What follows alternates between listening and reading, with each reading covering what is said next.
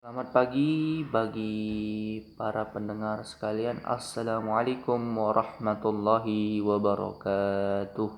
Pada pagi hari yang berbahagia ini kita akan membahas tentang makalah filsafat kontemporer yang dimakalahkan dan didiskusikan di minggu terakhir pada pelajaran filsafat di perkuliahan kita. Baik bagi para pecinta ilmu dimanapun Anda berada, maka kita akan membahas tentang filsafat kontemporer. Muncullah satu pertanyaan pada para mahasiswa dan para pelajar yang mempelajari ilmu filsafat kontemporer yang mempunyai satu pertanyaan. Apa kelebihan dan kekurangan dari filsafat kontemporer? Baik, kita akan menjelaskan tentang filsafat kontemporer. Saya akan mengambil dua contoh dari sistem filsafat kontemporer. Yang pertama mendapatkan yang namanya filsafat rasionalis atau yang disebut dalam kelebihan dari aliran rasionalis, yaitu adalah mampu menyusun sistem filsafat kontemporer dan rasionalisme dengan sebaik-baik penyusunan. Dan kelemahan dari filsafat rasionalis yaitu adalah doktrin-doktrin filsafat rasio cenderung mementingkan subjek dibandingkan objek. Karena dari itu sehingga rasionalis hanya mengutamakan akal yang dikeluarkan dari budinya sendiri, dari pendapat mereka sendiri, sedangkan tidak memperhatikan yang namanya objek-objek rasional yang lain secara peka, atau hanya mementingkan subjeknya saja dibandingkan objek-objek yang lain.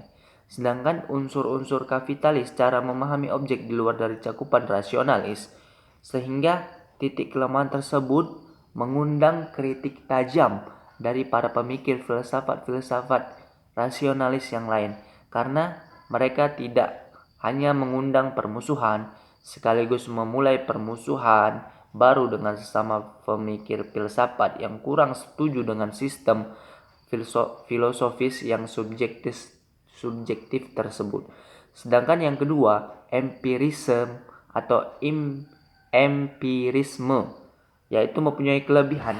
Pengalaman indera merupakan sumber pengetahuan yang benar, pengetahuan yang sangat luar biasa, karena paham empirisme mengedepankan fakta-fakta di lapangan, yang fakta dan real secara benar di lapangan yang kita rasakan. Sedangkan kelemahannya manusia itu mempunyai kelemahan.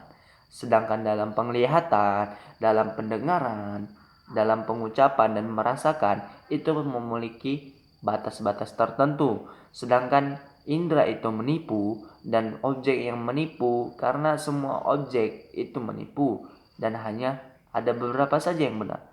Karena indera dan objek sekaligus mempunyai sifat yang terbatas.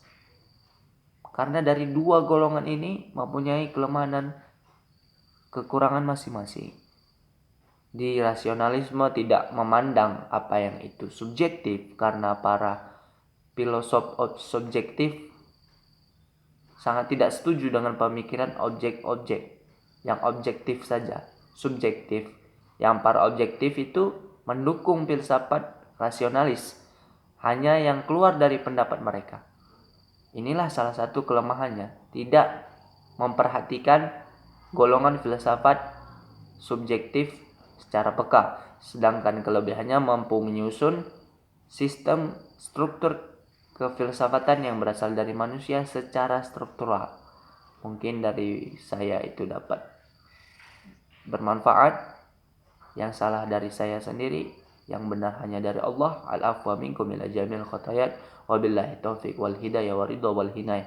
Wassalamualaikum warahmatullahi wabarakatuh.